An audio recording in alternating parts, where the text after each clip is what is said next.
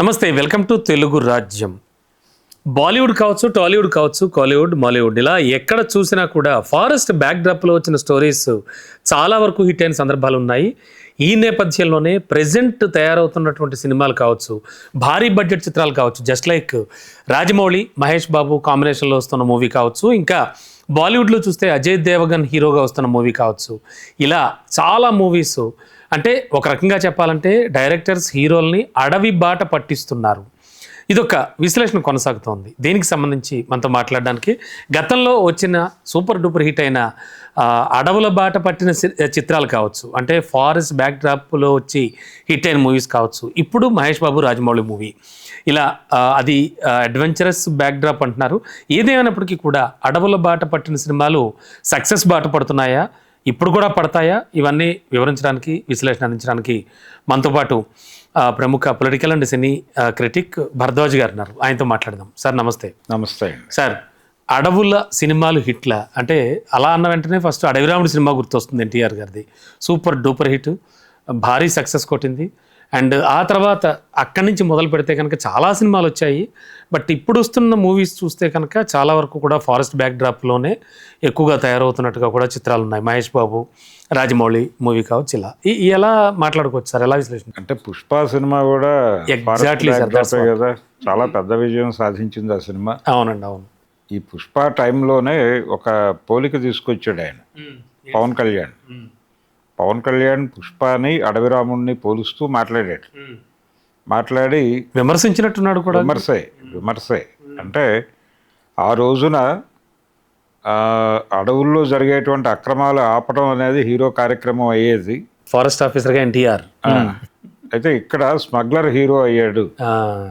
అంటే ఏ స్మగ్లర్ల ఆట కట్టించటం అయితే అడవిరాముడు సినిమాలో జరిగిందో అదే స్మగ్లర్ హీరో అయ్యాడు. ఇక్కడ ట్రెండ్ మారి హీరో అయ్యి ఫారెస్ట్ ఆఫీసర్ల ఆట కట్టించేటువంటి ప్రయత్నం జరిగింది ఇందులో. అది రివర్స్ స్టోరీ, విలువలు ఏమైపోతున్నాయని మాట్లాడాడు ఆయన.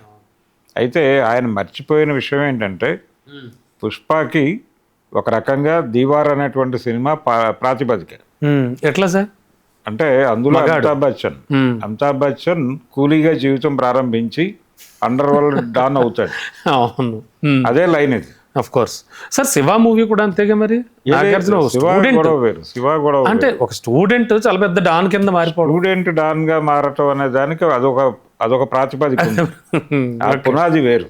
ఓకే అండి. కానీ ఇది యాజ్ ఇట్ ఈస్ గా అదే లైన్. ఒక కూలీ అండర్ వరల్డ్ డాన్ గా మారటం అనేదే లైన్ ఈ సినిమా. తెలుగులో మగాడు ఎన్టీఆర్ దివార్.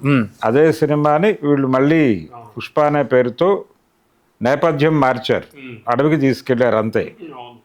మిగిలిందంతా అదే. అలా ఈ సినిమాని అంటే పవన్ కళ్యాణ్ గారు మర్చిపోయినటువంటి వ్యవహారం అది. అంటే విలువలు మారటం అనేది అప్పటి నుంచి ఉంది. విలువలు మారటం అంటే వ్యవస్థ మీద ఉన్నటువంటి భ్రమలు తొలగిపోవటంగా సలీం జావేదులు చెప్పారు ఆ రోజున దీవార్ సందర్భంగా వాళ్ళు స్క్రీన్ అనేటువంటి ఒక పత్రిక ఇచ్చిన ఇంటర్వ్యూ చదివితే తెలుస్తుంది. అవునండి, స్క్రీన్ బాగుంటుంది. వ్యవస్థ మీద ఉన్నటువంటి భ్రమలు తొలగిపోతున్నటువంటి దశలో స్మగ్లర్ హీరోగా అవతరించి తీరతాడు అని చెప్పారు వారు. సో దాన్ని ఇప్పుడు కాబట్టి అదే సిద్ధాంతం ఇప్పుడు సుకుమార్ గారు మరొకసారి విజయవంతంగా అమలు చేయగలిగారు. జనాలు యాక్సెప్ట్ చేశారు. జనాల యాక్సెప్టెన్సీ అనేది కదా ప్రధానం. అంతే కదా సార్. ఇదే ఎన్టీ రామారావు గారు, ఆయన కూడా స్మగ్లర్గా చేసిన సినిమా వచ్చింది కదా 70 దశకం ప్రారంభంలోనే. ఏది దేవుడు చేసిన మనుషుల్లో ఆయన చేసిన పాత్ర ఏమిటి? స్మగ్లర్ క్యారెక్టర్ అది. అవును, కాంతారావు గారు, ఆయన వీళ్ళందరూ పెద్ద స్మగ్లర్స్ కదా. అవును. కాబట్టి ఇది కొత్తదేం కాదు. అయితే అడవిరాముడి కంటే ముందే దేవుడు చేసిన మనుషుల సినిమా. ఇలా చూస్తే సినిమాల ద్వారా విలువలు ఏమిటి అనేది చూస్తే అది వేరే గొడవ. కానీ ఫారెస్ట్ బ్యాక్డ్రాప్ అంటే ఒక అడ్వెంచర్ ఉంటుంది అనేది. ఇప్పుడు ఖైదీ సినిమా ఉంది చిరంజీవి గారికి, చాలా వరకు ఫారెస్ట్, దానికి కూడా ఫారెస్ట్ నేపథ్యం ఉంది. అవును, సూపర్ హిట్. ఈ అటవీ నేపథ్యం తలకోనలో తీశారు సినిమా, చాలా పెద్ద విజయం సాధించినటువంటి సినిమా అది. రామారావు గారికి 77లో అడవిరాముడు ఎలాంటి సక్సెస్ని ఇచ్చిందో ఖైదీ సినిమా 83లో ఈయనకి అదే విజయాన్ని ఇచ్చింది చిరంజీవి. అడవిరాముడు సినిమాకి వచ్చేసరికి అది యాక్చువల్గా కన్నడ నుంచి రీమేక్ చేశారు. అడవిరాముడు గంధద గుడి అని, గంధపు స్మగ్లింగ్ నేపథ్యమే అది కూడా. పుష్ప లాగానే. అయితే ఈ గంధద గుడిలో ఇద్దరు హీరోలు ఉంటారు, విష్ణువర్ధన్, రాజ్ కుమార్. ఇద్దరు హీరోలు ఒకరి తర్వాత ఒకరు వస్తారు. అది ఆ రెండు క్యారెక్టర్లని కలిపి ఒక క్యారెక్టర్ కింద మార్చారు రాఘవేంద్రరావు గారు తెలుగుకి వచ్చేసరికి. ఒరిజినల్గా ఆ సినిమాకి ముందు అనుకున్నటువంటి డైరెక్టర్ కూడా రాఘవేంద్రరావు కాదు, అంటే రామారావు గారు సజెస్ట్ చేసిన డైరెక్టరు ఎస్డి లాల్. ఓకే, మీరు రీమేక్ అంటున్నారు కాబట్టి లాల్ గారిని పెట్టుకోండి, వాహినిలో అడవి సెట్ వేసి లాగించేద్దాం సినిమాని అని చెప్పాడు ఆయన. అడవికి రానన్నాడు, అవుట్డోర్లు ఇలాంటివి మనకు కుదరదు అని చెప్పాడు ఆయన. చెప్పిన తర్వాత కాదు, మీరు అవుట్డోర్కి వచ్చి తీరాలి, సినిమా న్యాచురల్ లొకేషన్స్లో తీద్దాం అనుకుంటున్నాము, స్క్రిప్ట్ కూడా రీమేక్ అనే పేరే కానీ మేము చాలా మార్చేసాం దాన్ని అని చెప్పారు. చెప్పిన తర్వాత ఆయన కన్విన్స్ కాల.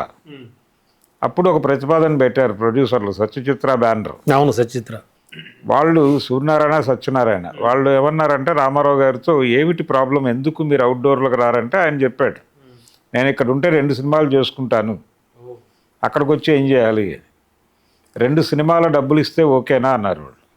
చేస్తానన్నాడు ఆయన. ఒకే దెబ్బకి 2 పెట్టలాగా 2 సినిమాల డబ్బులు ఇచ్చారు ఆయనకి ఆ సినిమాకి. అప్పుడు ఆయన తీసుకున్నటువంటి రెమ్యూనరేషన్ డబుల్ ఇచ్చారు కాబట్టి ఆయన అడవికి వెళ్ళాడు. అడవికి ఆయన వస్తున్న సందర్భంగా అప్పటి వరకు ఆయనకు ఉన్నటువంటి డైరెక్టర్ ఎస్డి లాల్ని పెట్టాలి అనేటువంటి ప్రతిపాదన కూడా పక్కకి వెళ్ళిపోయింది. వెళ్ళిపోయి రాఘవేంద్రరావు వచ్చాడు ఆ ప్లేస్లోకి. రాఘవేంద్రరావు కొత్తగా చేస్తాడు సినిమాని అనేది వీళ్ళ నమ్మకం, యంగ్ డైరెక్టరు. అలాగే రామారావు గారితో ఒక పెద్ద హిట్ తీయాలనేటువంటి కోరిక ఉన్నటువంటి డైరెక్టరు, అతని కెరియర్కి అవసరం అది, ఆ అవసరాన్ని మనం సొమ్ము చేసుకోవాలనుకున్నారు వాళ్ళు. అందుకని రాఘవేంద్రరావు మీద బాధ్యత పెట్టారు. అతను విపరీతంగా శ్రమపడ్డాడు. విపరీతంగా శ్రమించి రామారావు గారిని కొత్తగా ఎలా చూపించాలి అనే దాని మీద ఒక రీసెర్చ్ చేశాడు ఆయన. ఆ రీసెర్చ్ చేయటం వల్లనే ఆ సినిమా అంత పెద్ద హిట్ అయింది. అటవీ నేపథ్యము ఉంది, అందులోనూ సాహసాలు ఉన్నాయి, అందులోనూ సింహంతో పోరాటం లాంటి సన్నివేశాలు ఉన్నాయి, జనాలు అద్భుతంగా ఉందన్నారు, సినిమాని నడిచిపోయింది.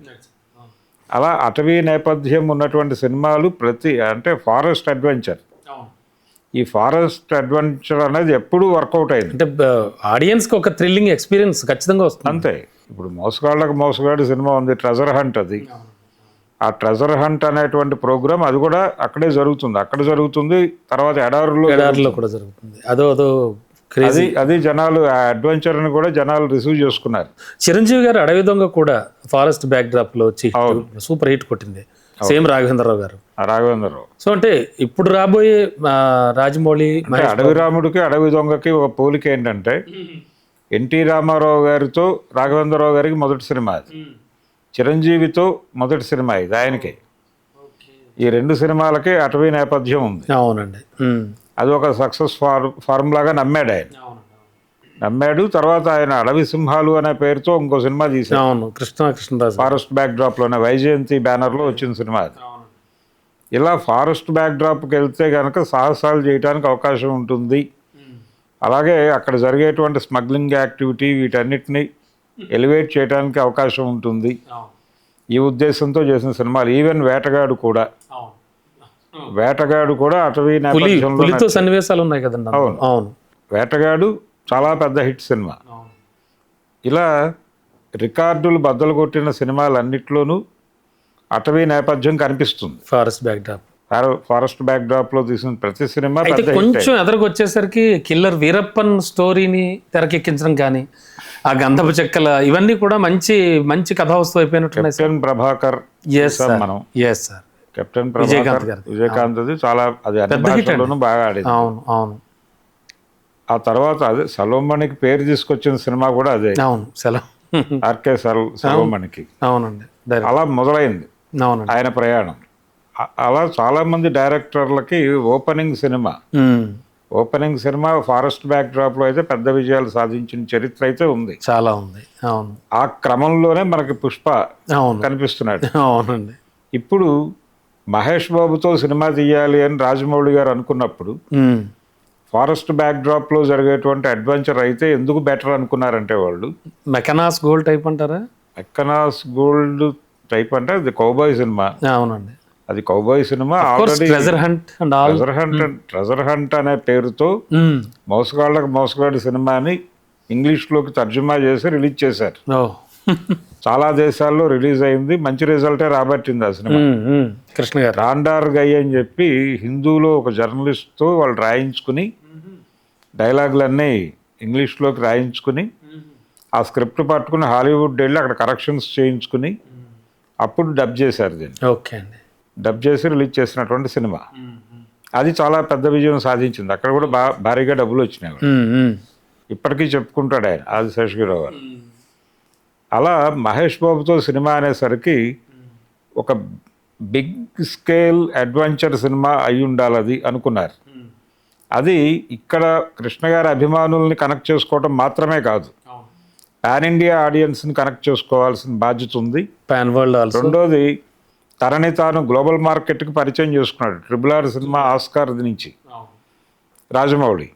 అందుకని గ్లోబల్ మార్కెట్ని అడ్రస్ చేయడానికి కూడా ఇదే కరెక్ట్ సబ్జెక్ట్ అనుకున్నాడు ఆయన. అనుకుని ఆ ఉద్దేశంతో ఇప్పుడు అమెజాన్ ఫారెస్ట్ బ్యాక్ డ్రాప్లో జరిగేటువంటి ఒక థ్రిల్లర్ కెన్యా అండ్ ఆల్ వెళ్తున్నారు. ఆ సినిమా ఆ లెవెల్లో ఉండాలి అనే ఉద్దేశంతో ఆ బ్యాక్ డ్రాప్ని ఎంచుకున్నాడు. ఎంచుకున్న తర్వాత అది ఏదైనా కావచ్చు, అది కౌబాయ్ సినిమా అయితే కాదు కానీ అటవీ నేపథ్యంలో జరిగేటువంటి ఒక సాహసోపేత కథ అనేది ఆల్రెడీ రివీల్ చేస్తారు వాళ్ళు. రివీల్ చేశారు, అక్కడే జరుగుతోంది. ఈవెన్ ఇఫ్ గిరిబాబు గారు కూడా తన డైరెక్షన్ లో వచ్చిన మూవీస్ అటవీ నేపథ్యాన్ని ఎక్కువ తీసుకున్నాడు కదండి. అవును, దేవతలారా దీవించండి, దేవతలారా దీవించండి, తర్వాత మెరుపు దాడి, ఇలాంటివన్నీ. అవును. సో అంటే అటవీ నేపథ్యంతో వస్తే ఖచ్చితంగా అంటే మాక్సిమం సినిమాలు అయితే హిట్స్ అవుతూ ఉంటాయి. అంటే ఒక విచిత్రమైనటువంటి ప్రపంచంలోకి ఆడియన్స్ని తీసుకెళ్ళడానికి కొంత అవకాశం ఉంటుంది. Exactly sir. గిరిబాబు వర్కౌట్ చేసింది ఏంటంటే కానిబాల్స్ మీద వర్కౌట్ చేశాడండి. నరమాంస అనే ఉద్దేశంతో అక్కడికి తీసుకెళ్లి వాళ్ళతో యుద్ధం చేయటం అనేది వాడారు. ఆ ఎలిమెంట్ చాలా మంది రకరకాలుగా వాడారు.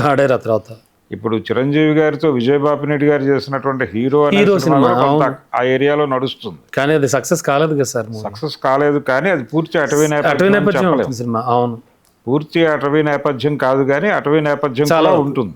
అవును, అలా నడిచినటువంటి సినిమా అది. అది హిట్టా లేదా అనే దానికంటే కూడా ఓపెనింగ్స్ వచ్చినాయి. అంటే మినిమం గ్యారంటీ హీరోలు వీళ్ళందరూ. అవునండి, ఖచ్చితంగా ఆ మినిమం గ్యారంటీ మీద నడిచిపోయిన సినిమా. సార్ ఇప్పుడు అలా ఆడిందా ఆడలేదా అనే చర్చలోకి వెడితే ఛాలెంజ్ రాముడు అనే సినిమా ఎన్టీఆర్ది ఆ సంక్రాంతికి 80 సంక్రాంతికి రిలీజ్ అయిన సినిమాల్లో అది పెద్ద రన్ రాలేదు కానీ ఆ సినిమాకి వచ్చినటువంటి వసూళ్ల రీత్యా అది తెలుగులో పెద్ద హిట్టుల్లో ఒకటిగా ఉంది ఆ సినిమా. ఛాలెంజ్ రాముడు అది కలెక్ట్ చేసినటువంటి రెవెన్యూ వలన. అందుకని అలా జరుగుతుంది. సార్ మొత్తానికి ఏదైనా ఫారెస్ట్ బ్యాక్ డ్రాప్ అయితే మాత్రం ఖచ్చితంగా ఒక థ్రిల్లింగ్ ఎక్స్పీరియన్స్ అండ్ ఒక ఆడియన్స్ని కొత్త ప్రపంచంలో తీసుకెళ్లటం అనేది ఒక సక్సెస్ ఫార్ములాగా ఇప్పుడు మాట్లాడుతున్నారు అందరూ. అవునండి, అంతే. దానికి అవకాశం అడవిలో ఎక్కువ దొరుకుతుంది. కాంతారా ఇవన్నీ ఇంకా ఏదైనా అంతే. ఇంకా కాంతారాకి అంటే కాంతారా అనేది ఇన్ టోటల్గా అటవీ నేపథ్యం మాత్రమే కాదు, అక్కడ జీవించేటువంటి వాళ్ళ జీవితాలకు సంబంధించిన కథ, సాంప్రదాయాలు అవి ఇవి. అంటే ఒక ట్రైబల్ స్టోరీ అది. ఆ ట్రైబల్ స్టోరీ అవటం వలన దానిలో వాళ్ళకి సంబంధించినటువంటి కల్చర్ని కూడా తీసుకురాగలిగాడు director. Culture and devotion element బాగా వర్కౌట్ అయింది. కల్చర్ని ఎప్పుడైతే తీసుకొచ్చాడో వాళ్ళ కళారూపాలను ప్రదర్శించటము, ఇది విపరీతంగా జనాలకి కొత్త ఎక్స్పీరియన్స్ని ఇచ్చింది.